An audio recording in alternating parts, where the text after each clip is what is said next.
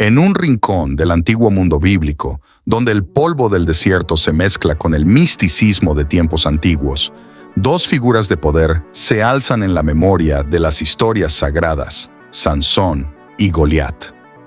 Dos campeones legendarios, uno de Israel y otro de los filisteos, cuyas hazañas resuenan a través de los siglos. Pero ¿qué hubiera pasado si estos dos colosos se hubieran enfrentado en una batalla épica? Hoy exploraremos este enfrentamiento hipotético con todo el peso de la historia y la fuerza de sus leyendas. Imaginemos por un momento el campo de batalla, un lugar que vibra con la tensión de un encuentro que nunca ocurrió, pero que ha alimentado nuestra imaginación. A la izquierda, el guerrero hebreo Sansón, con una fuerza sobrehumana concedida por Dios. A la derecha, el imponente Goliat, un gigante filisteo conocido por su fuerza formidable y su valentía. Para entender este enfrentamiento, primero debemos conocer a nuestros protagonistas. Comencemos con Sansón. La historia de Sansón está llena de hazañas asombrosas. Nacido bajo el voto de Nazareo, Sansón fue elegido por Dios para liberar a los israelitas de la opresión filistea. Su fuerza sobrehumana, descrita en el libro de los Jueces, era un don divino, una manifestación de la potencia de Dios en un hombre. El relato bíblico describe cómo Sansón, con solo las mandíbulas de un asno, derrotó a 1000 filisteos.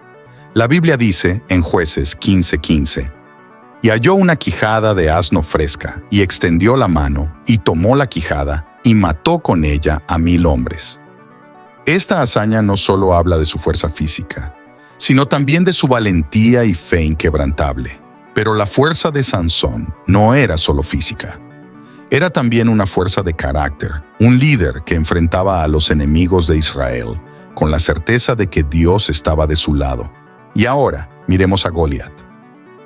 En el primer libro de Samuel, Goliat es descrito como un gigante de la estatura filistea, un guerrero temido por todos los que lo veían. La Biblia dice en 1 Samuel 17:4, salió entonces un campeón del campamento de los filisteos, llamado Goliat, de Gat, cuya altura era de 6 codos y un palmo. Goliat era un guerrero formidable, protegido por una armadura pesada que cubría cada parte de su cuerpo, desde el casco hasta las grebas. Su lanza era tan grande que su lanza era como un rodillo de telar, según 1 Samuel 17:7, y el asta de su lanza era como un rodillo de telar, y tenía el hierro de su lanza 600 siclos de hierro. La imagen de Goliat era la de un gigante indomable, un guerrero que desafiaba a los israelitas a enviar a su mejor luchador para enfrentarlo en un combate singular. En este contexto, nos encontramos con el momento en que Sansón y Goliat podrían haberse enfrentado. Ambos eran campeones de sus respectivos pueblos, con habilidades y poderes únicos. Pero, ¿qué pasaría si sus caminos se hubieran cruzado? Imaginemos el escenario. El terreno de batalla estaría lleno de expectación, con las huestes de los filisteos a un lado y los israelitas al otro, mirando en silencio mientras estos dos campeones se preparan para la lucha.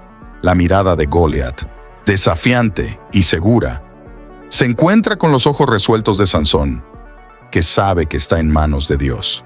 Sansón, conocido por su astucia y fuerza bruta, probablemente buscaría usar el terreno a su favor.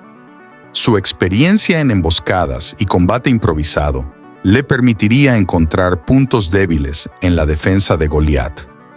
Aunque no tenía experiencia con armaduras y armas pesadas, su flexibilidad y velocidad serían ventajas clave.